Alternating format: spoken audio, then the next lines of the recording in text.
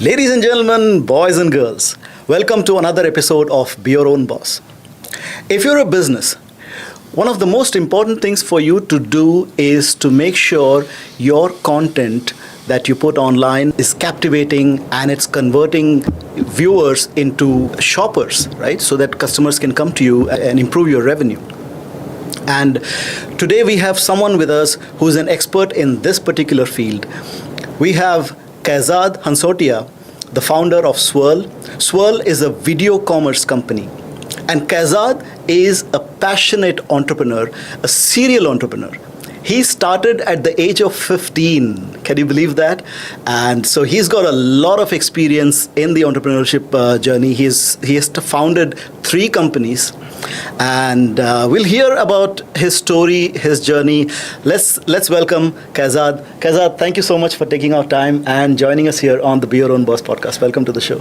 Thank you so much for inviting me. It's an absolute pleasure to be here and looking forward to our chat today. Absolutely. So, Kaizad, like we always do on the Be Your Own Boss podcast, let's start with your journey right from the beginning. So, tell us about your parents, your siblings, where were you born, your childhood memories?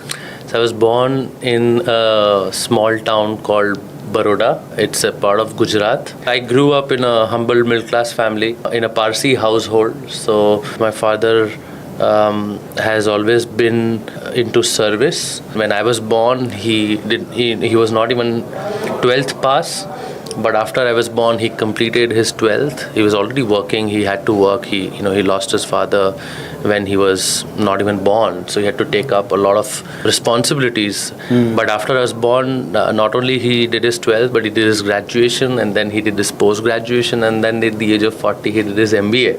Wow. And my mother actually has been an entrepreneur. So she started, and that's probably how I got inspired, I guess, because when I was little, she used to carry me on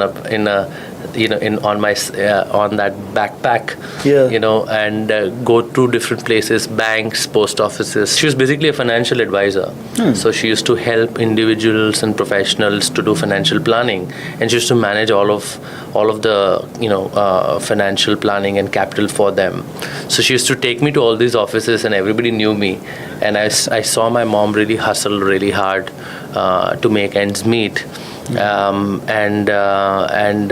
think those were the humble beginnings that kind of shaped my journey. Yeah, you kind of got inspired by that. And by the way, guys, Kaizad is based in Vadodara, Gujarat, Baroda, and he's here in Dubai on a business trip. And I caught hold of him and I said, before you leave Dubai, you have to do this interview. So thank you for taking out time.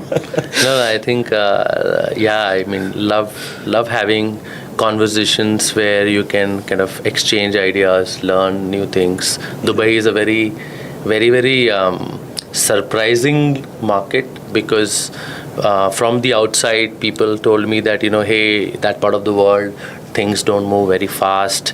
Even though it's a very modern world, people are slightly taking time. It's very similar to India, etc., etc. Innovation is not very quickly adapted. But honestly, none of that advice has been true.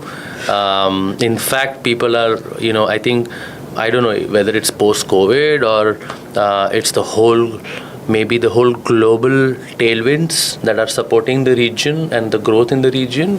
But, all the people that I'm talking to, brands that I'm talking to are really moving very fast when it comes to trying new things, trying new ideas, investing in new technologies. And, we've got some great success stories that I would love to talk about today.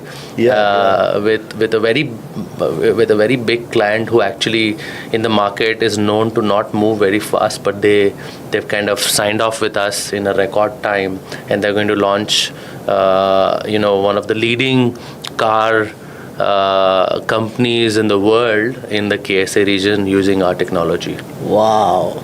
Congrats. Thank and you.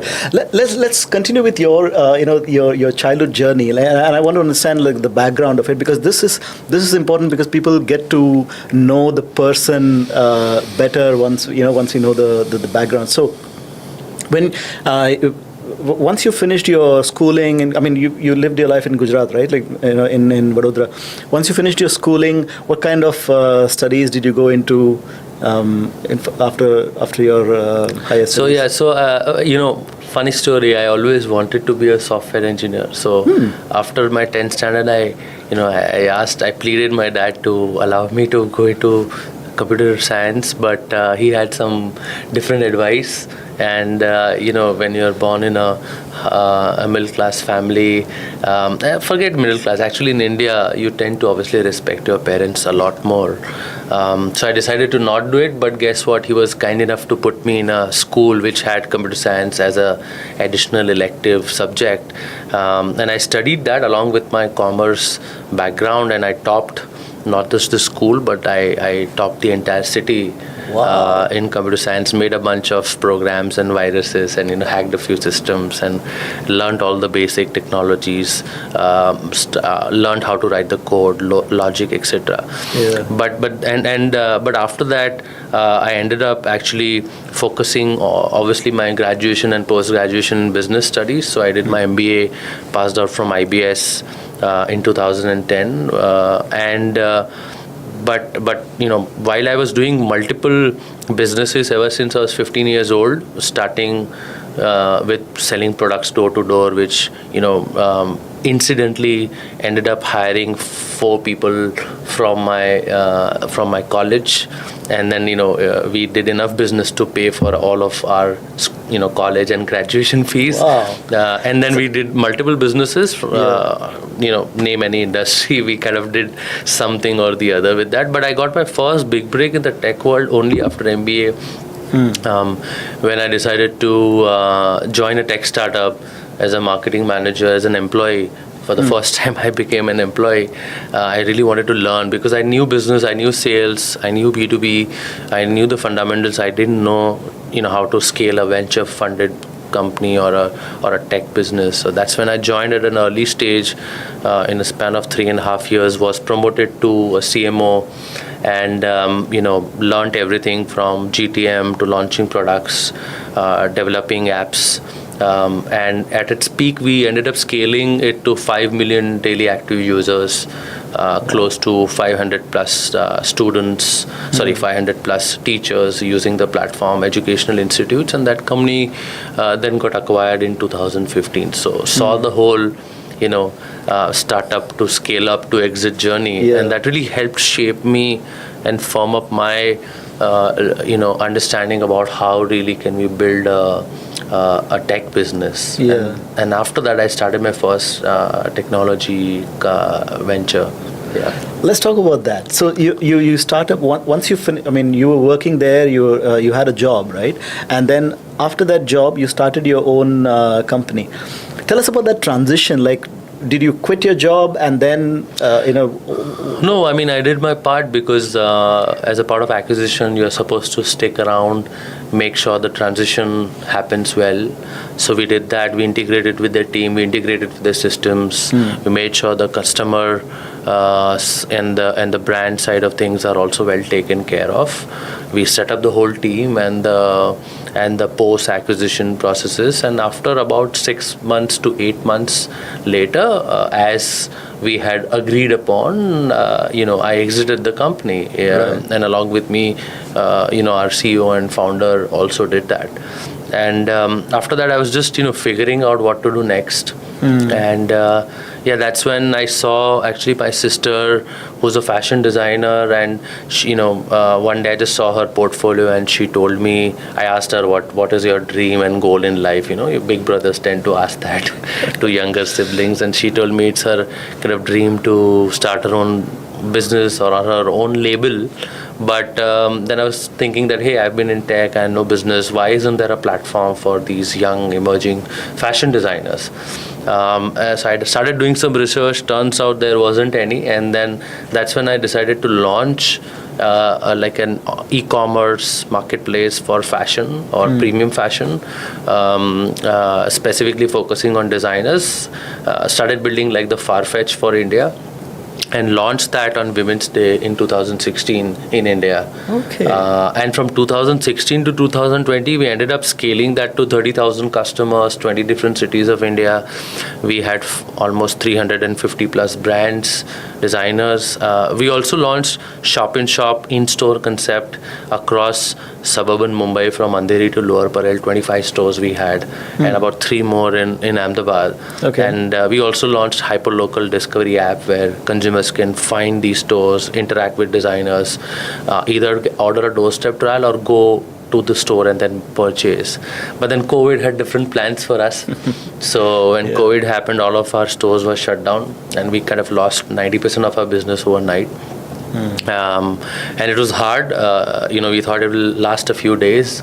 Then we thought it would last a few weeks. Yeah, like we all and did. then it just lasted and lasted months.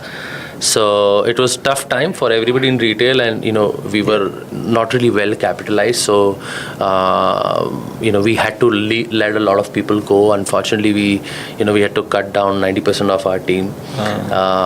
But what doesn't kill you makes you stronger, right? Absolutely. So as an entrepreneur, we both me and my co-founder went back to the drawing board, and we were thinking about what it is that we can do next. And that's when we started seeing a lot of our loyal customers and some of our early team members starting to engage with each other through video calls and Instagram live sessions. So, my store associates and my designers were using WhatsApp video calling and Instagram live sessions, and they were selling.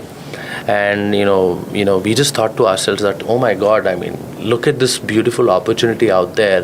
The reason we went from online marketplace to an offline in-store was because we wanted to replicate the offline experience digitally, because we believe in the whole omni-channel revolution. If you look at the stats, 95% of the retail still happens offline in the world. In US, about 13% of retail is online, right? In India, it's less than 3.5%. In China, it's about 75%, by the way. China, 25% is online. Crazy numbers. But still, majority is retail. Why is that? Because consumers don't have the same confidence to buy online like they do in store. And that's what we really wanted to change. And we saw an opportunity in front of us that video, an interactive video, can change that. So if a human being, you can see a human being in front of a camera on a video, showing you a product, talking you about its practical applications in real life, talking about its use cases, it builds that trust factor. And consumers started buying. They started placing orders for which deliveries will happen 3-4 months later, because back then the logistics were not working, if you remember. So that gave us this eureka moment that, hey, we should. Selling through video, there is all. Back in the days, there were these telebrands and all these, right? Like TV, there would be ads on TV, and they would flash a number. You would call and place the order. So that was also similar concept, right? Like, am I? Right? To some extent, those were the early beginnings. Good thing about technology is that there's no such thing that it just happens one day. It's been happening, and it slowly and steadily changes. And people talk about AI these days a lot, but if you really backtrack, then AI engineering and revolution and prototype started 30 years ago. 30 years ago? Yeah, I've met people who have been doing machine learning and AI research from past 30 years. So the point is, yes, that has been happening, and now a new way to it's like tele shopping but on steroids, built for the new generation, new age brands, digital first, e-commerce built into the video, and making sure that it's much more interactive and not just a very salesy one-way street kind of a video experience, right? But the host and the consumer are talking to each other, interacting to each other. And the consumer can buy directly from the video? They can buy, they can make payments, they can ask a question, they can participate in a poll or a quiz, they can start having one-to-one conversations inside the video or directly on WhatsApp.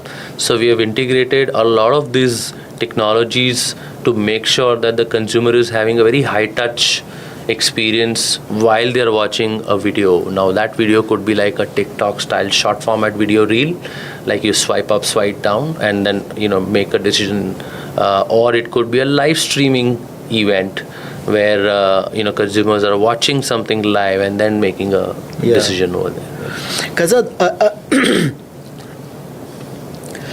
Kaizad, I want to go back one step to the business that you started, and then you scaled it up and to 30,000 customers. So, tell us about that. Like when you started the business, because a lot of our listeners right now are at that stage, or either they have not started yet or they have just started, and they would love to do what you did, which is scale it up to that level. How did that scale happen? How did you grow that company? I think the number one thing is that we decided to go out of our comfort zone and outside the four walls of our office, where majority of the planning happens for companies. That's the worst way to plan anything. And we went on the ground, talking to customers, meeting them in person, doing things that don't scale. Sometimes that is very important. And then based on that real-time customer feedback on the ground, we decided to, we learned a lot of things that we should not do rather than do. Because the problem is when you're starting up, when you're new, you're just doing too many things. The problem is not figuring out what, the problem is not that we don't know what to do. The problem is we don't know what not to do. And that was a hard learning. It took many years. And then once we, removed all the things not to do, suddenly it became very clear what to do. And then all our focus and energy, we started getting into only that direction.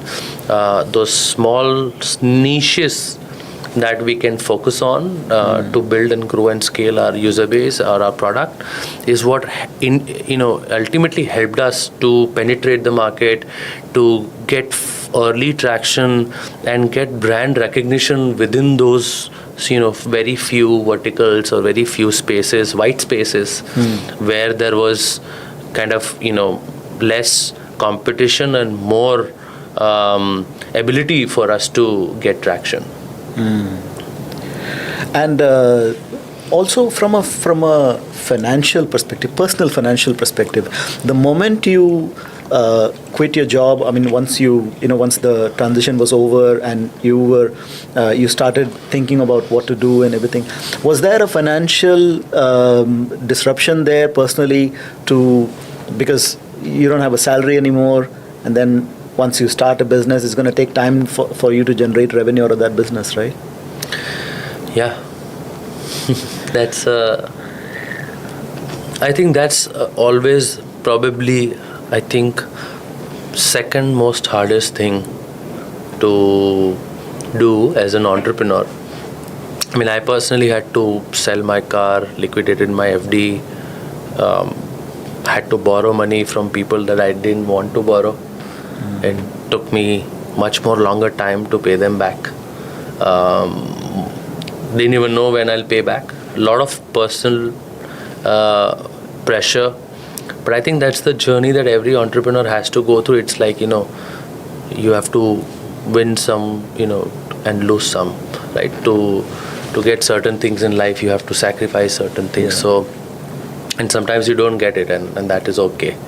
So you have to be okay with that. So I don't know if there's any golden rule to figure this thing out, but and I honestly, I didn't know before I jumped into this that it's gonna be so hard and so long process. But I think it is definitely worth it, because at least I was able to see through and create an impact that I always longed for.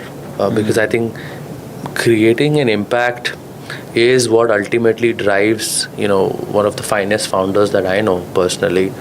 And although obviously impact doesn't pay the bills, but at the end of the day, when they don't, and you realize the impact, it starts to inherently motivate you enough to push yourself hard. And when you keep doing that over a period of time on a continuous basis, you start seeing results.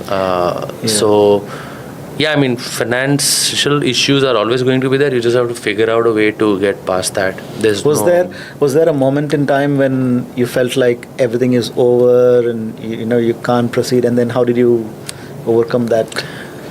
Yeah, I mean, that has never happened when I feel that everything is over, because I think, I mean, obviously, questioning yourself is very important. So that has always happened, still happens, will probably always happen.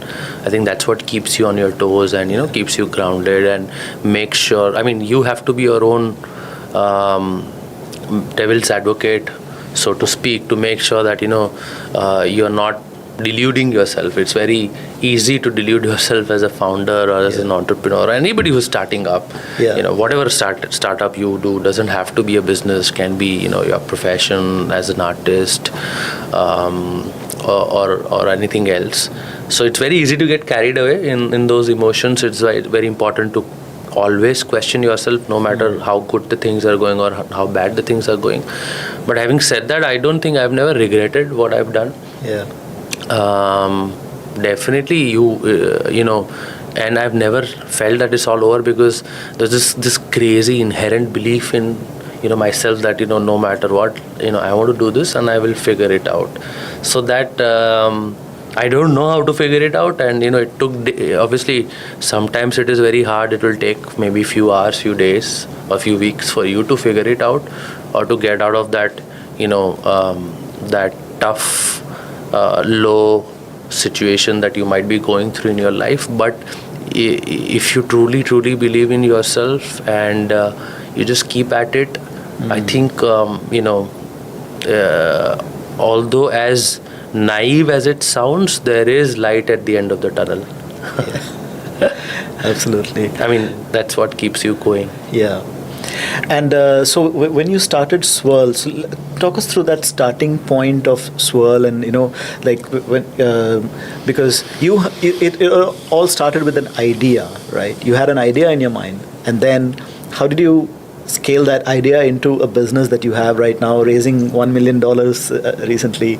So talk us through that process. Yeah. First of all, fundraising is not at all a success. Maybe a milestone or a step, ideally a stepping stone in your journey. It's just a validation that you are on the right track, but by no means it means that you have figured out or you are on your way to success. Nothing like that. In fact, 87 or 90% of startups who have raised seed rounds fail. About 75% of startups who have raised maybe Series A rounds fail in the next 5 to 7 years. So the failure rate of startups is very high, probably 50%. So I think us being able to raise is only a validation that we are on the right track, and we need to build this into a global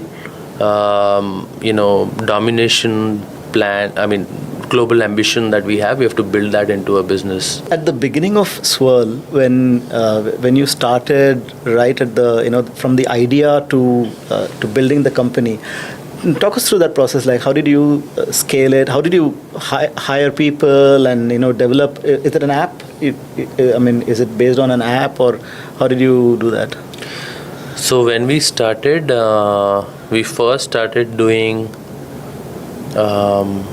mock-ups of our product, and then we took those mock-ups of our product to our existing customers and early set of users and got their feedback on whether they would use this or not, how likely are they going to recommend it, etc.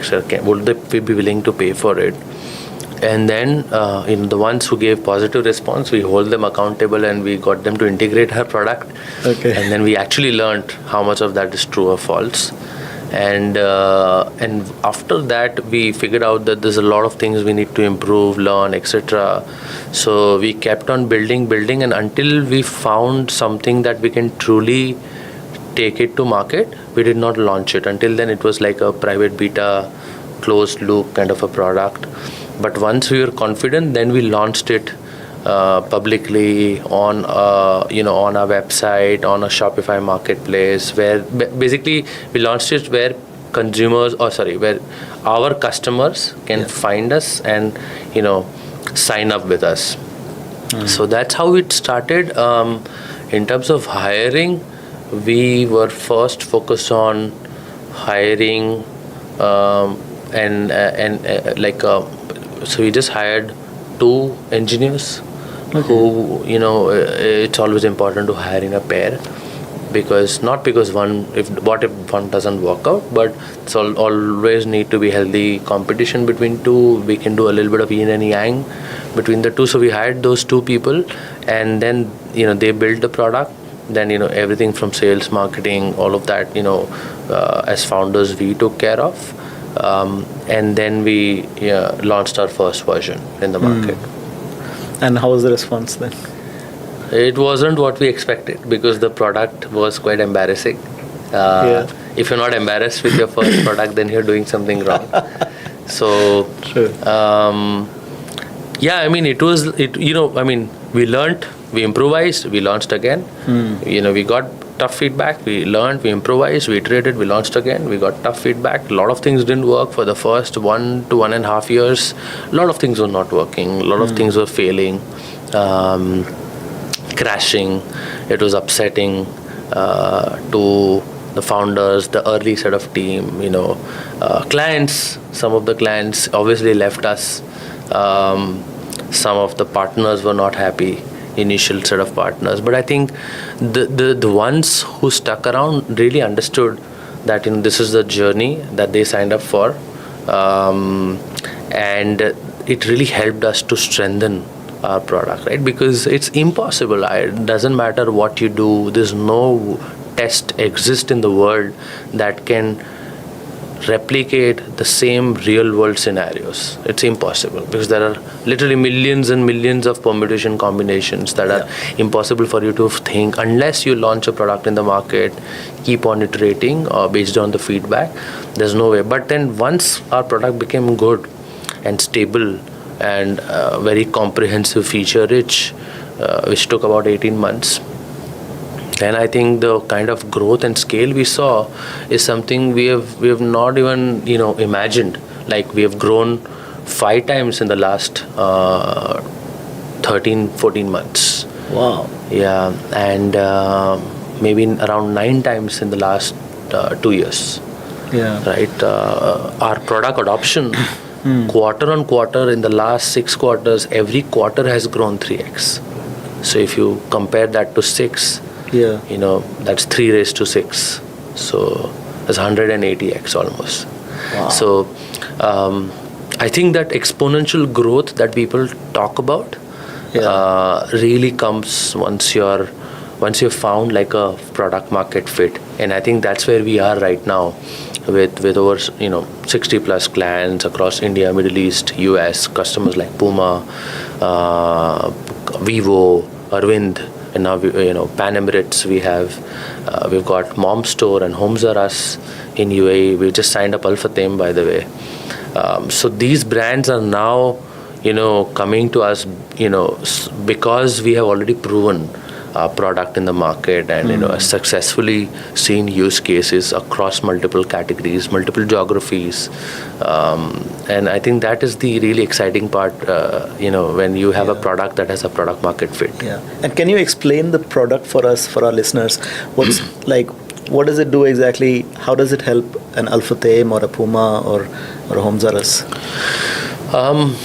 So on a high level, it brings human touch to e-commerce.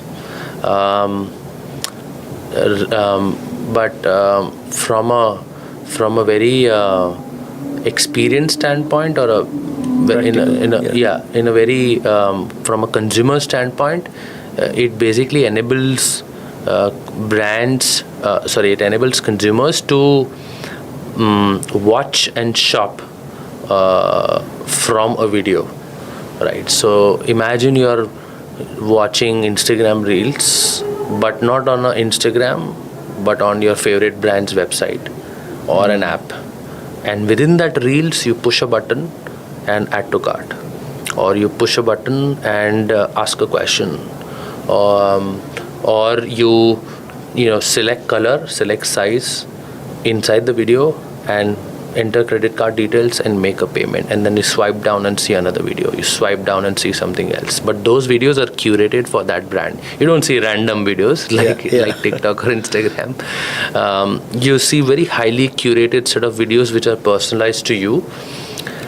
So that is one very big piece of the puzzle that we're trying to solve, that how can we deliver contextually relevant shoppable content to end consumers while they are on the brand's own website, where they are going with an intent to buy.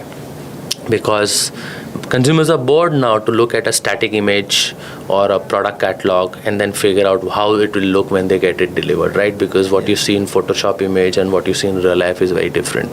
But on a video, you can't really fake that.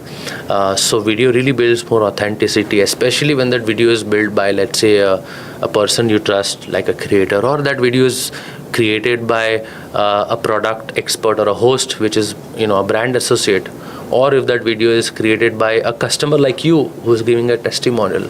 And through that video you learn more things about the product, small nuances, how to use it, how to style it, how to reapply it, how to use it in your daily life. Those things, it's impossible for you to learn by watching an image, or who's going to read those instructions. Gone are the days. We don't even have that attention span. Somewhere I read the attention span on an average on social media these days is less than some 4.5 seconds. 3 seconds, I heard. 3 seconds, yeah. So I think we have built a product and a technology solution for new age brands and for new age consumers.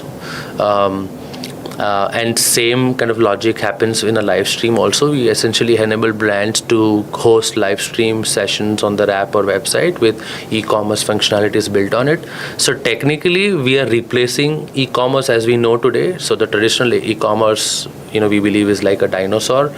It hasn't really changed in the last 10-15 years. It's still static, still no interaction, no video, no engagement, no immersiveness, and that's what we're trying to change. We're trying to replace that with immersive video content.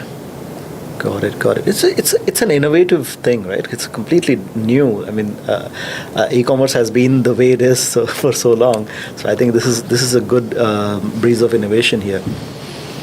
For the viewers, for the listeners who would like to, the business people among the listeners and the people at the decision making level who would like to benefit from your services, what's the best way to reach out to you? Mail me on kaizad.hansotia@goswirl.life, or just go to our website goswirl.life and book a demo. And we'll make sure that you're well taken care of. So Kaizad, for the young entrepreneurs, you're very young as well, but for the ones who are starting now, or aspiring entrepreneurs who want to start now, what's your number one advice for them? I was asked this before also. I personally think that the most important advice that I give to myself, is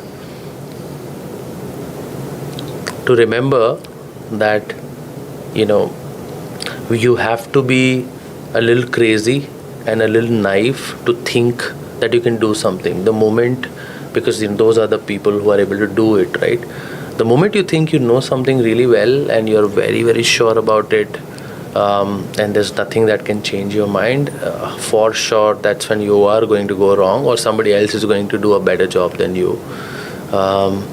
So that and that has really helped me personally always be very curious. The ability to remain curious is fundamentally the most important quality for any entrepreneur. If you lose your curiosity, then very quickly you'll get outdated. You'll probably get success, initially, but you will get outdated. Obviously people are going to be smarter than you, and eventually people will outsmart you, no matter how curious you are. But the point is, it will always help you stay ahead of the game.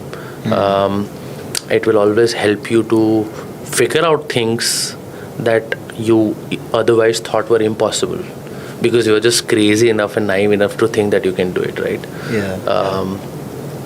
So I think if you remember that all the time, every single day, then no matter what the hardships happen, no matter